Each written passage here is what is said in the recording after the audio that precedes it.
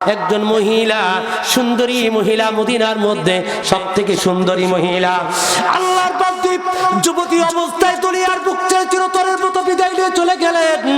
এবার আল্লাহর বান্দী চলে যাওয়ার পর ওই যুবক জানতে পারলো গতকাল রাতে মদিনার মধ্যে এমন একজন আল্লাহর বান্দী দুনিয়ার বুক ছেড়ে চলে গেছেন। এবার আল্লাহর বান্দা গভীর রাত যখন 1টা বাজে অথবা 2টা বাজে, আল্লাহর বান্দা যুবক চলে গেলেন কবরস্থানে। যাওয়ার পর কবর একা একাই খনন করলেন। একা একাই খনন করার পর আল্লাহর বান্দা কাপড়গুলো নিয়ে 5টা কাপড় চুরি করে চলে আসতেছে। হঠাৎ শয়তান তাকে মন্ত্র দেয়, সন্ত্রাস তাকে ধোঁকা দেয়। শয়তান তাকে বলতে থাকে, যুবক এত সুন্দর একটা নারী, মদিনার মধ্যে সবথেকে ভালো নারী, মদিনার মধ্যে সবথেকে সৌন্দর্য নারী, এত সুন্দর নারী কবরের মধ্যে একা একাই পড়ে আছে, নিশ্চয় তুমি তোমার নিজের মনের বাসনা পূরণ করতে পারো। যুবক শয়তান যখনই ধোঁকা দেয়, যুবক আবার পিছিয়ে এসে কবরস্থানের মধ্যে চলে যায়। তার সাথে নিজের কুমন্ত্রণা দিয়ে নিজের মনের বাসনা পূরণ করে। আল্লাহর বান্দা কবরের মধ্যে থেকে নিজের মনের বাসনা পূরণ করার পর অন্তরের মধ্যে ভুল ভেঙে যায়। হায় আল্লাহ, কি করলাম, কত বড় অপরাধ করলাম, ও মালিক মারাত্মক একটা গুনাহ করে ফেলেছি। মনে মনে কাঁদতে আছে আর অন্তরের মধ্যে শুধু বলতেছে, একা একই জানে বলতেছে। ওই যুবতী নারী বলে, ও যুবক,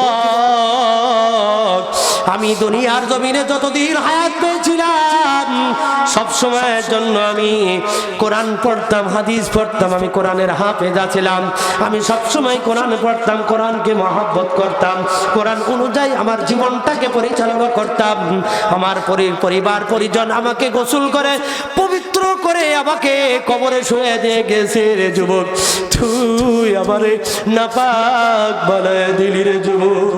আল্লাহর বান্দা যুবকের অন্তরের মধ্যে কুমন্ত্রণা দেয়। কাল কিয়ামতের মাঠে যখন আল্লাহর দরবারে আমি দণ্ডায়মান হব রে যুবক, সে সময় জানি আমি নাপাক অবস্থায় আল্লাহর দরবারে উঠব।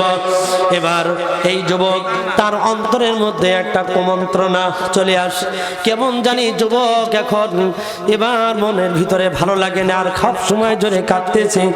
রাত বের হয়ে গেল। রাত পার হয়ে যাওয়ার পর সকাল যখন 9টা অথবা 10টা, রাস্তার মোড়ে, চৌরাস্তার মোড়ে দাঁড়িয়ে রয়েছে আল্লাহর বান্দা। হাউমাউ করে কাঁদতেছে আর কাঁদতেছে আর কাঁদতেছে।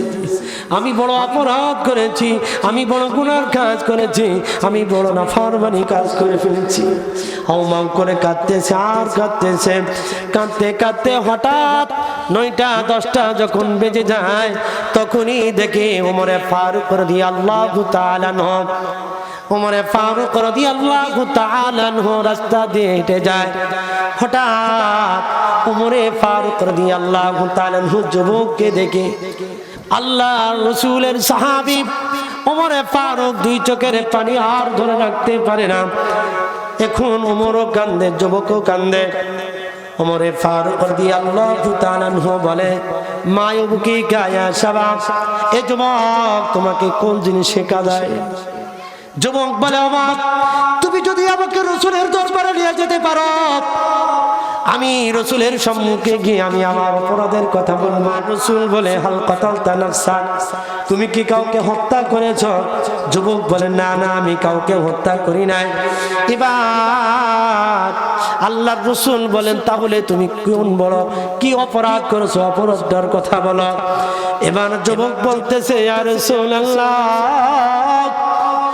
আমার বলতে বড় লজ্জা লাগে, তবে আপনার কাছে আমি গোপন করব না, আপনার কাছে আমি গোপন করে দেব। জোরে বলুন সুবহানাল্লাহ। যুবক এবার বলে, ইয়া রাসূলুল্লাহ, আমি দুনিয়ার জমিনে আমার কর্ম হিসাবে আমি একটা কাজ বেছে নিয়েছি গো রাসূল। আমি সব সময় যখন যেখানে মানুষ মারা যায় সেখানে গিয়ে আমি কাপন চুরি করে কাপনটা বাড়ি নিয়ে আসার পর ওটা সুন্দর করে ধৌত করে কাপনটা আমি বাজারে তুলি, বাজারে বিক্রয় করি।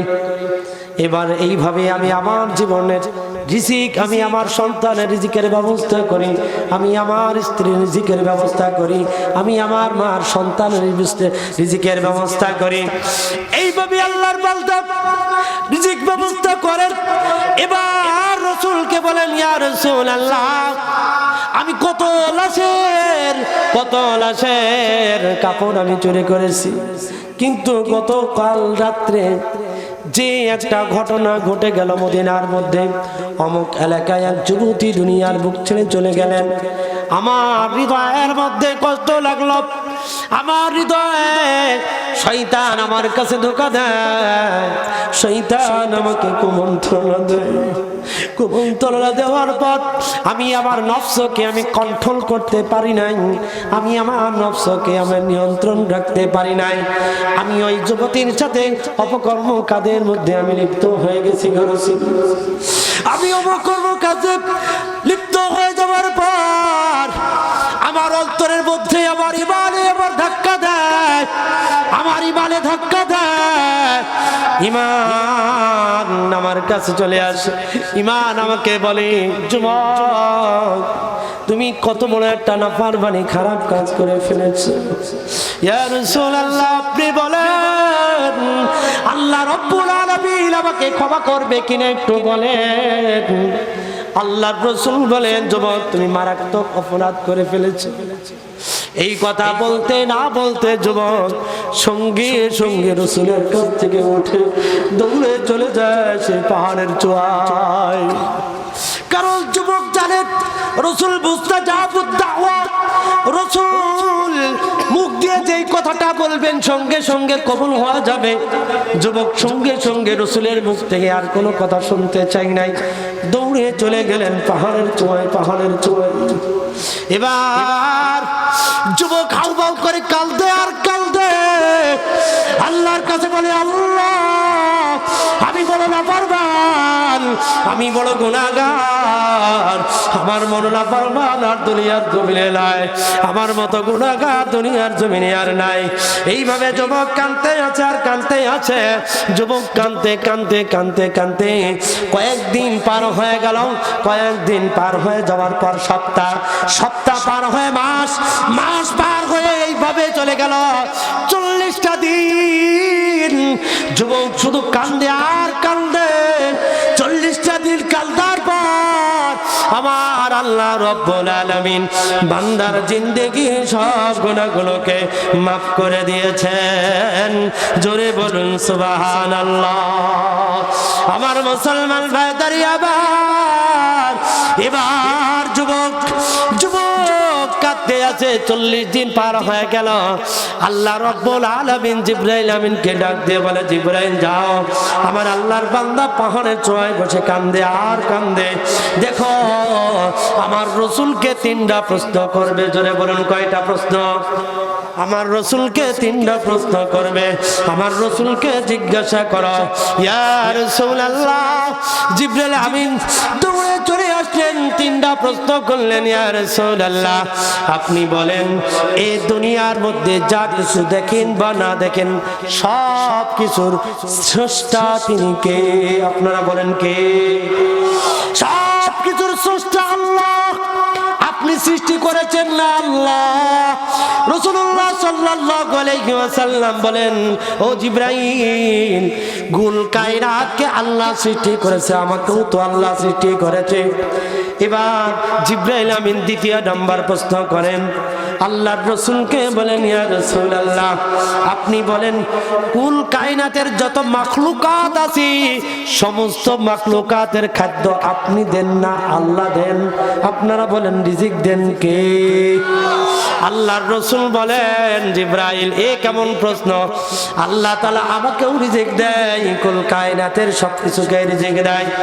3 নম্বর প্রশ্ন করেন, ইয়া রাসূলুল্লাহ, আপনি বলেন কুল কায়নাতের বান্দাদের মাফ করেন আপনি না আল্লাহ? আপনারা বলেন কে মাফ করে দেন? বলে আল্লাহ। বলে ইয়া রাসূলুল্লাহ, আজ থেকে 40 দিন আগে আপনার কাছে এক যুবক এসেছিল মাপ নেওয়ার জন্য, আপনি তাকে তাড়িয়ে দিয়েছেন, আপনার কাছ থেকে চলে গেছেন। সেই যুবকের খোঁজ খবর কি আপনি নিয়েছেন?